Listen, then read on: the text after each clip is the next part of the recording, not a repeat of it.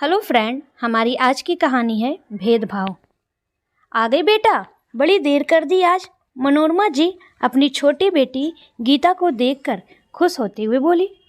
हाँ माँ, वो मेरी ननंद भी आ गई थी ना आज राखी बांधने, इसलिए निकलने में देर हो गई। भैया भाभी कहाँ हैं और दीदी आ चुकी क्या राखी बांधने के लिए? बेटा वो तो सुबह ही राखी बांध कर चली गई। तू बैठ, वो तेरी भाभी अपने मायके गई है राखी बांधने। मानो भी उसके साथ ही गया है, बस अभी थोड़ी देर में आ जाएंगे। तब तक तू समर के यहाँ चली जा, वो भी तो तेरी राह देख रहा होगा। चली जाऊंगी माँ, अभी गई तो वो जल्दी आने नहीं देगा। वो छोटी भाभी भी खाना खाने की जिद करेगी। गीता मुंह बिचकाती हुई बोली। हाँ तो क्या हुआ, वो भी तो तेरे भाई भाभी हैं, यहाँ खा या वहाँ एक ही बात है। ठीक है माँ, एक काम करो, आप ये सामान यहीं रख दो, ये बड़े भैया भाभी के लिए मैं जाकर आती हूँ। गीता ने एक बैग अपनी माँ को पकड़ाते हुए कहा। क्या लाई है इसमें? मनोरमा जी ने उत्सुकता से पूछा। माँ, भैया के लिए कुर्ता और भाभी के लिए एक सूट है। अब भैया भाभी इतना कुछ देते हैं तो मेरी तरफ से भी तो गिफ्ट बनता है ना। बोलते हुए गीता अपने छोटे भाई भाभी के घर जाने के लिए उड़ गई, जो उसी गली में थोड़ी दूर पर था। बेटा समर, और तेरी छोटी भाभी के लिए तू कोई गिफ्ट नहीं लाई? गीता के हाथों में सिर्फ राखी और मिठाई का एक डिब्बा देखकर मनोरमा जी बोली। बिना रह नहीं सकी। माँ, अब वो कौन सा मुझे ढेर सारा नेक देते हैं जो मैं इतना खर्च करूं? जो जितना करेगा उसी हिसाब से तो मैं भी करूंगी, गीता बोली। बेटा, भाई बहन के रिश्ते में हिसाब किताब नहीं देखते। बहन के लिए तो सभी भाई बराबर होते हैं।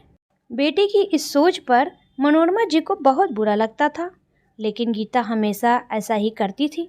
मनोरमा जी ने भी उसे समझाया भी कि भाई बहन के रिश्ते में हिसाब किताब नहीं देखते, लेकिन गीता अपने अहम में ही रहती थी। छोटे बेटे के साथ गीता का ये व्यवहार उन्हें अंदर से कचोटता था। समर की आर्थिक स्थिति इस समय ज़रा ठीक नहीं थी, क्योंकि जिस कंपनी में वो काम करता था वो बंद हो गई थी। अब वो नई नौकरी की खोज में था और रोजी रोटी के लिए एक अस्थायी नौकरी कर रहा था। वहीं मानो का अपना कारोबार था जो अभी तरक्की पर था।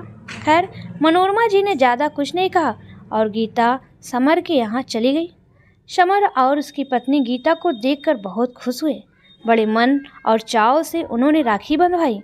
समर ने जब नेग में 1100 का लिफाफा दिया तो गीता ने मुंह बनाते हुए पकड़ा और जल्द ही वहाँ से निकल गई। छोटी भाभी खाना खाने की मनुहार करती रह गई।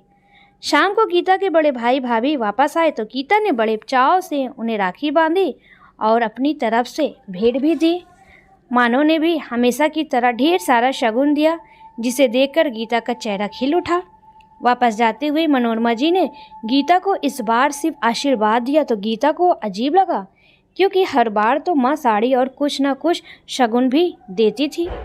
अगले दिन मनोरमा जी के पास गीता का फ़ोन आया। माँ, आपने हम दोनों बहनों की शगुन में भेदभाव क्यों किया? दीदी बता रही थी कि आपने उन्हें कल इतनी सुंदर साड़ी और कंगन दिए, लेकिन मुझे कुछ नहीं दिया। पता है मुझे कितना बुरा लग रहा है, रूठते हुए गीता बोली। बेटा, मैंने सिर्फ एक बार तुम दोनों बहनों को देने में अंतर किया तो तुझे इतना बुरा लग रहा है? और जो तू हर बार अपने भाई भाभीयों के बीच भेदभाव करती है तो क्या उन्हें बुरा नहीं लगता? बेटा, मेरे लिए तो तुम सभी बच्चे बराबर हो, लेकिन तुम बस रिश्तों को लेन देन से तोड़ने लगी हो तो सोचा मुझे कितना बुरा लगता होगा। बेटा, किस्मत पलटते देर नहीं लगती, माया तो ढलती फिरती छाया है, कब किसका वक्त पलट जाए पता नहीं चलता, लेकिन ये छोटी छोटी बातें हमेशा मन में रह जाती है। माँ की बात सुनकर गीता की गर्दन झुक गई। सच में आज उसे अपनी सोच पर शर्म आ रही थी। उसे अपना बचपन याद आ गया, जब दोनों भाई अपना गुल्लक फोड़कर दोनों बहनों के लिए राखी पर गिफ्ट लेकर आते थे। दोनों बहनें भी अपने हिस्से की चॉकलेट मिठाई भी भाइयों को खिला देती थी।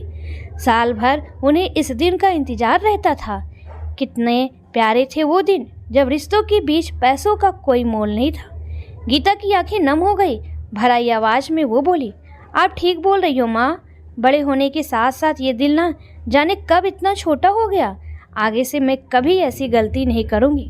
मनोरमा जी के चेहरे पर मुस्कान छा गई उन्हें संतुष्टि थी कि अब चाहे स्थिति कुछ भी हो, उनकी बेटी अपने भाइयों के बीच भेदभाव नहीं करेंगी। दोस्तों, आपको ये कहानी कैसी लगी प्लीज़ कमेंट में ज़रूर बताएं।